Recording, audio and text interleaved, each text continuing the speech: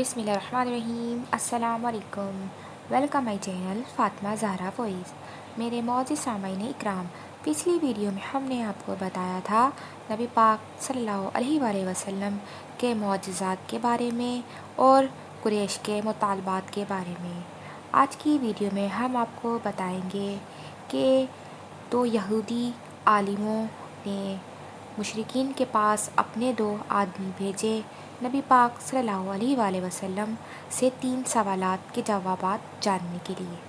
وہ 3 سوالات کون سے تھے اور نبی پاک صلی اللہ علیہ وآلہ وسلم نے کس طرح اور کیسے جوابات دیے، جانیے اس ویڈیو میں۔ چلے ہم ویڈیو کا باقاعدہ آغاز کرتے ہیں۔ مکے کے مشرکین نے 2 یہودی عالموں کے پاس اپنے آدمی بھیجے۔ یہ یہودی عالم مدینے میں رہتے تھے۔ دونوں قاصدوں نے یہودی عالموں سے ملاقات کی اور ان سے کہا، ہم آپ کے پاس اپنا ایک معاملہ لے کر آئے ہیں۔ ہم لوگوں میں ایک یتیم لڑکا ہے، اس کا دعویٰ ہے کہ وہ اللہ کا رسول ہے۔ یہ سن کر یہودی عالم بولے، ہمیں اس کا حلیہ بتاؤ۔ قاصدوں نے نبی اکرم صلی اللہ علیہ وآلہ وسلم کا حلیہ بتا دیا۔ تب انہوں نے پوچھا، تم لوگوں میں سے کن لوگوں نے ان کی پیروی کی ہے؟ انہوں نے جواب دیا، کم درجے کے لوگوں نے۔ اب انہوں نے کہا کہ تم جا کر ان سے 3 سوال کرو۔ انہوں نے ان 3 سوالات کے جوابات دے دیے تو وہ اللہ کے نبی ہیں، اور اگر جواب نہ دے سکے تو پھر سمجھ لینا وہ کوئی جھوٹا شخص ہے۔ پہلے ان سے ان نوجوانوں کے بارے میں سوال کرو جو پچھلے زمانے میں کہیں نکل گئے تھے، یعنی اصحاب کہف کے بارے میں پوچھو کہ ان کا کیا واقعہ تھا، اس لیے کہ ان کا واقعہ نہایت عجیب و غریب ہے۔ ہماری پرانی کتابوں کے علاوہ اس واقعے کا ذکر کہیں نہیں ملے گا۔ اگر وہ نبی ہیں تو اللہ کی طرف سے خبر پا کر ان کے بارے میں بتا دیں گے، ورنہ نہیں بتا سکیں گے۔ پھر ان سے یہ پوچھنا کہ سکندر ذوالقرنین کون تھا، اس کا کیا قصہ ہے۔ پھر ان سے روح کے بارے میں پوچھنا کہ وہ کیا چیز ہے۔ اگر انہوں نے پہلے دونوں سوالوں کا جواب دے دیا اور ان کا واقعہ بتا دیا اور تیسرے سوال یعنی روح کے بارے میں بتا دیا تو تم لوگ سمجھ لینا کہ وہ سچے نبی ہیں۔ اس صورت میں تم ان کی پیروی کرنا۔ یہ لوگ یہ 3 سوالات لے کر واپس مکہ آئے اور قریش سے کہا، ہم ایسی چیز لے کر آئے ہیں کہ اس سے ہمارے اور محمد کے درمیان فیصلہ ہو جائے گا۔ اس کے بعد انہوں نے ان سب کو تفصیل سنائی۔ اب یہ مشرکین حضور نبی کریم صلی اللہ علیہ وآلہ وسلم کے پاس آئے۔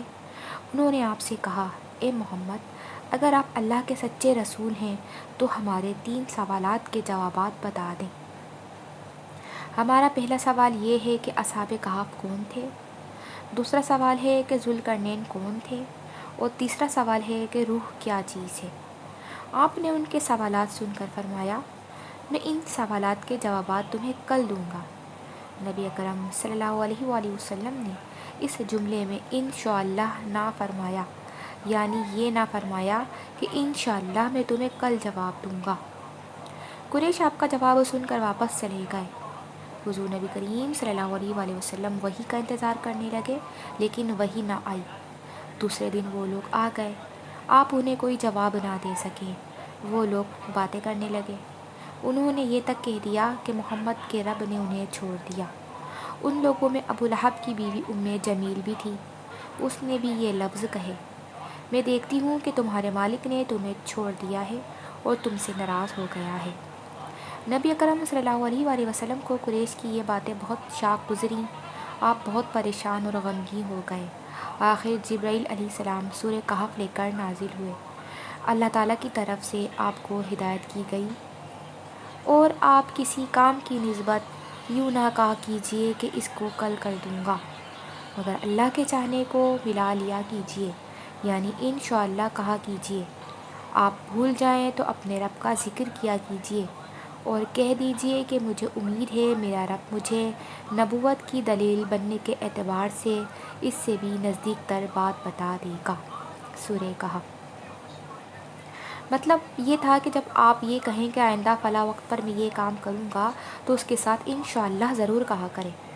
اگر آپ اس وقت اپنی بات کے ساتھ انشاءاللہ ملانا بھول جائیں اور بات میں یاد آ جائے تو اس وقت انشاءاللہ کہہ دیا کریں، اس لیے کہ بھول جانے کے بعد یاد آنے پر وہ انشاءاللہ کہہ دینا بھی ایسا ہے جیسے گفتگو کے ساتھ کہہ دینا ہوتا ہے۔ اس موقع پر وحی میں دیر اسی بنا پر ہوئی تھی کہ آپ نے انشاءاللہ نہیں کہا تھا۔ جب جبرائیل علیہ السلام سورہ کہف لے کر آئے تو آپ نے ان سے پوچھا تھا، جبرائیل تم اتنی مدت میرے پاس آنے سے رکے رہے، اس سے تشویش پیدا ہونے لگی تھی۔ جواب میں حضرت جبرائیل علیہ السلام نے عرض کیا، ہم آپ کے رب کے حکم کے بغیر نہ ایک زمانے سے دوسرے زمانے میں داخل ہو سکتے ہیں، نہ ایک جگہ سے دوسری جگہ جا سکتے ہیں، ہم تو صرف اس کے حکم پر عمل کرتے ہیں۔ اور یہ کفار جو کہہ رہے ہیں کہ آپ کے رب نے آپ کو چھوڑ دیا ہے، تو آپ کے رب نے آپ کو ہرگز نہیں چھوڑا، بلکہ یہ سب اس کی حکمت کے مطابق ہوا ہے۔ پھر حضرت جبرائیل علیہ السلام نے آپ کو اصحاب کہف کے بارے میں بتایا، ذوالقرنین کے بارے میں بتایا اور پھر روح کے بارے میں وضاحت کی۔ اصحاب کہف کی تفسیر ابن کثیر کے مطابق یوں ہے کہ وہ چند نوجوان تھے، دین حق کی طرف مائل ہو گئے تھے اور رائے ہدایت پر آ گئے تھے۔ یہ نوجوان پرہیزگار تھے، اپنے رب کو معبود مانتے تھے یعنی توحید کے قائل تھے، ایمان میں روز بروز بڑھ رہے تھے اور یہ لوگ حضرت عیسیٰ علیہ السلام کے دین پر تھے۔ لیکن بعض روایت سے یہ بھی معلوم ہوتا ہے کہ یہ واقعہ حضرت عیسیٰ علیہ السلام سے پہلے کا ہے، اس لیے کہ یہ سوال یہودیوں نے پوچھے تھے اور اس کا مطلب ہے کہ یہودیوں کی کتابوں میں یہ واقعہ موجود تھا۔ اس سے یہی ثابت ہوتا ہے کہ یہ واقعہ حضرت عیسیٰ علیہ السلام سے پہلے کا ہے۔ قوم نے ان کی مخالفت کی، ان لوگوں نے صبر کیا۔ اس زمانے کے بادشاہ کا نام دقیانوس تھا، وہ مشرک تھا، اس نے سب کو شرک پر لگا رکھا تھا اور تھا بھی بہت ظالم، بت پرستی کراتا تھا۔ وہاں سالانہ میلہ لگتا تھا، یہ نوجوان اپنے ماں باپ کے ساتھ اس میلے میں گئے، وہاں انہوں نے بت پرستی ہوتے دیکھی، یہ وہاں سے بیزار ہو کر نکل آئے اور سب ایک درخت کے نیچے جمع ہو گئے۔ اس سے پہلے یہ لوگ الگ الگ تھے، ایک دوسرے کو جانتے نہیں تھے۔ آپس میں بات چیت شروع ہوئی تو معلوم ہوا یہ سب بت پرستی سے بیزار ہو کر میلے سے چلے آئے ہیں۔ اب یہ آپس میں گھل مل گئے، انہوں نے اللہ کی عبادت کے لیے ایک جگہ مقرر کر لی۔ رفتہ رفتہ مشرک قوم کو ان کے بارے میں پتہ چل گیا، وہ انہیں پکڑ کر بادشاہ کے پاس لے گئے۔ بادشاہ نے ان سے سوالات کیے تو انہوں نے نہایت دلیری سے شرک سے بری ہونے کا اعلان کیا۔ بادشاہ اور درباریوں کو بھی توحید کی دعوت دی، انہوں نے صاف کہہ دیا کہ ہمارا رب وہی ہے جو آسمان اور زمین کا خالق ہے اور یہ ناممکن ہے کہ ہم اس کے سوا کسی اور کی عبادت کریں۔ ان کی صاف گوئی پر بادشاہ بگڑا، اس نے انہیں ڈرایا دھمکایا اور کہا کہ اگر یہ باز نہ آئے تو میں انہیں سخت سزا دوں گا۔ بادشاہ کا حکم سن کر ان میں کوئی کمزوری پیدا نہ ہوئی، ان کے دل اور مضبوط ہو گئے، لیکن ساتھ ہی انہوں نے محسوس کر لیا کہ یہاں رہ کر وہ اپنی دینداری پر قائم نہیں رہ سکیں گے، اس لیے انہوں نے سب کو چھوڑ کر وہاں سے نکلنے کا ارادہ کر لیا۔ جب یہ لوگ اپنے دین کو بچانے کے لیے قربانی دینے پر تیار ہو گئے تو ان پر اللہ تعالیٰ کی رحمت نازل ہوئی، ان سے فرما دیا گیا کہ جاؤ تم کسی غار میں پناہ حاصل کر لو، تم پر تمہارے رب کی رحمت ہوگی اور وہ تمہارے کام میں آسانی اور راحت مہیا فرما دے گا۔ بس یہ لوگ موقع پا کر وہاں سے بھاگ نکلے اور ایک پہاڑ کے غار میں چھپ گئے۔ قوم نے انہیں ہر طرف تلاش کیا لیکن وہ نہ ملے۔ اللہ تعالیٰ نے انہیں ان کے دیکھنے سے عاجز کر دیا۔ بالکل اسی قسم کا واقعہ حضور نبی کریم صلی اللہ علیہ وآلہ وسلم کے ساتھ پیش آیا تھا کہ جب آپ نے حضرت ابوبکر صدیق رضی اللہ تعالیٰ عنہ کے ساتھ غار ثور میں پناہ لی تھی، لیکن مشرکین غار کے منہ تک آنے کے باوجود آپ کو دیکھ نہیں سکے تھے۔ اس واقعے میں بھی چند روایات میں تفصیل اس طرح ہے کہ بادشاہ کے آدمیوں نے ان کا تعاقب کیا تھا، غار تک پہنچ گئے تھے، لیکن غار میں وہ ان لوگوں کو نظر نہیں آئے تھے۔ قرآن کریم کا اعلان ہے کہ اس غار میں صبح اور شام دھوپ آتی جاتی ہے۔ یہ غار کس شہر کے کس پہاڑ میں ہے یہ یقینی طور پر کسی کو معلوم نہیں۔ پھر اللہ تعالیٰ نے ان پر نیند طاری کر دی، اللہ تعالیٰ انہیں کروٹیں بدلواتے رہتے، ان کا کتا بھی غار میں ان کے ساتھ تھا۔ اللہ تعالیٰ نے جس طرح اپنی قدرت کاملہ سے انہیں سلا دیا تھا اسی طرح انہیں جگا دیا۔ وہ 309 سال تک سوتے رہے تھے۔ اب 309 سال بعد جاگے تو بالکل ایسے تھے جیسے ابھی کل ہی سوئے تھے۔ ان کے بدن، کھال، بال، غرض ہر چیز بالکل صحیح سلامت تھی، یعنی جیسے سوتے وقت تھے بالکل ویسے ہی تھے، کسی قسم کی کوئی تبدیلی واقع نہیں ہوئی تھی۔ وہ آپس میں کہنے لگے، کیوں بھائی بھلا ہم کتنی دیر تک سوتے رہے ہیں؟ ایک نے جواب دیا، 1 دن یا اس سے بھی کم۔ یہ بات اس نے اس لیے کہی تھی کہ وہ صبح کے وقت سوئے تھے اور جب جاگے تو شام کا وقت تھا، اس لیے انہوں نے یہی خیال کیا کہ وہ ایک دن یا اس سے کم سوئے ہیں۔ پھر ایک نے یہ کہہ کر بات ختم کر دی کہ اس کا درست علم تو اللہ کو ہے۔ اب انہیں شدید بھوک پیاس کا احساس ہوا۔ انہوں نے سوچا بازار سے کھانا منگوانا چاہیے۔ پیسے ان کے پاس تھے، ان میں سے کچھ وہ اللہ کے راستے میں خرچ کر چکے تھے، کچھ ان کے پاس باقی تھے۔ ایک نے کہا کہ ہم میں سے کوئی پیسے لے کر بازار چلا جائے اور کھانے کی کوئی پاکیزہ اور عمدہ چیز لے آئے، اور جاتے ہوئے اور آتے ہوئے اس بات کا خیال رکھے کہ کہیں لوگوں کی نظر اس پر نہ پڑے۔ سودا خریدتے وقت بھی ہوشیاری سے کام لے، کسی کی نظروں میں نہ آئے۔ اگر انہیں ہمارے بارے میں معلوم ہو گیا تو ہماری خیر نہیں، دقیانوس کے آدمی ابھی تک ہمیں تلاش کرتے پھر رہے ہوں گے۔ چنانچہ ان میں سے ایک غار سے باہر نکلا، اسے سارا نقشہ ہی بدلا نظر آیا۔ اب اسے یہ کیا معلوم تھا کہ وہ 309 سال تک سوتے رہے ہیں۔ اس نے دیکھا کہ کوئی چیز اپنے پہلے حال پر نہیں تھی، شہر میں کوئی بھی ایسا جانا پہچانا نظر نہ آیا۔ یہ حیران تھا، پریشان تھا اور ڈرے ڈرے انداز میں آگے بڑھ رہا تھا۔ اس کا دماغ چکرا رہا تھا، سوچ رہا تھا کل شام تو ہم اس شہر کو چھوڑ کر گئے، پھر یہ اچانک کیا ہو گیا ہے۔ جب زیادہ پریشان ہوا تو اس نے اپنے دل میں فیصلہ کیا کہ مجھے جلد از جلد سودا لے کر اپنے ساتھیوں کے پاس پہنچ جانا چاہیے۔ آخر وہ ایک دکان پر پہنچا، دکاندار کو پیسے دیے اور کھانے پینے کا سامان طلب کیا۔ دکاندار اس سکے کو دیکھ کر حیرت زدہ رہ گیا کہ اس نے وہ سکہ ساتھ والے دکاندار کو دکھایا اور بولا، بھائی ذرا دیکھنا، یہ سکہ کس زمانے کا ہے؟ اس نے دوسرے کو دیا۔ اس طرح سکہ کئی ہاتھوں میں گھوم گیا، کئی آدمی وہاں جمع ہو گئے۔ آخر انہوں نے اس سے پوچھا، تم یہ سکہ کہاں سے لائے ہو؟ تم کس ملک کے رہنے والے ہو؟ جواب میں اس نے کہا کہ میں تو اسی شہر کا رہنے والا ہوں، کل شام ہی تو یہاں سے گیا ہوں۔ یہاں کا بادشاہ دقیانوس ہے۔ وہ سب اس کی بات سن کر ہنس پڑے اور بولے، یہ تو کوئی پاگل ہے، اسے پکڑ کر بادشاہ کے پاس لے چلو۔ آخر اسے بادشاہ کے سامنے پیش کیا گیا۔ وہاں اس سے سوالات ہوئے، اس نے تمام حال کہہ سنایا۔ بادشاہ اور سب لوگ اس کی کہانی سن کر حیرت زدہ رہ گئے۔ آخر انہوں نے کہا کہ اچھا ٹھیک ہے، تم ہمیں اپنے ساتھیوں کے پاس لے چلو، وہ غار بھی ہمیں دکھاؤ۔ چنانچہ سب لوگ اس کے ساتھ غار کی طرف روانہ ہوئے۔ ان نوجوانوں سے ملے اور انہیں بتایا کہ دقیانوس کی بادشاہت ختم ہوئے 3 صدیاں بیت چکی ہیں اور اب یہاں اللہ کے نیک بندوں کی حکومت ہے۔ بہرحال ان نوجوانوں نے اپنی بقیہ زندگی اسی غار میں گزاری اور وہیں وفات پائی۔ بعد میں لوگوں نے ان کے اعزاز کے طور پر پہاڑ کی بلندی پر ایک مسجد تعمیر کی تھی۔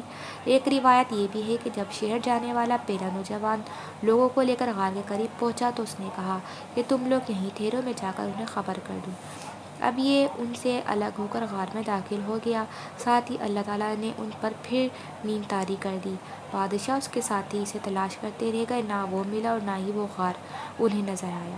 اللہ تعالیٰ نے ان کی نظروں سے غار کو اور ان سب کو چھپا دیا۔ ان کے بارے میں لوگ خیال ظاہر کرتے رہے کہ وہ 7 تھے، 8واں ان کا کتا تھا، یا وہ 9 تھے، 10واں ان کا کتا تھا۔ بہرحال ان کی گنتی کا صحیح علم اللہ ہی کو ہے۔ اللہ تعالیٰ نے اپنے نبی صلی اللہ علیہ وسلم سے ارشاد فرمایا کہ ان کے بارے میں زیادہ بحث نہ کریں اور نہ ان کے بارے میں کسی سے دریافت کریں، کیونکہ ان کے بارے میں لوگ اپنی طرف سے باتیں کرتے ہیں، کوئی صحیح دلیل ان کے پاس نہیں۔ مشرکین کا دوسرا سوال تھا کہ ذوالقرنین کون تھا؟ ذوالقرنین کے بارے میں تفصیلات یوں ملتی ہیں کہ ذوالقرنین ایک نیک، خدا رسیدہ اور زبردست بادشاہ تھا۔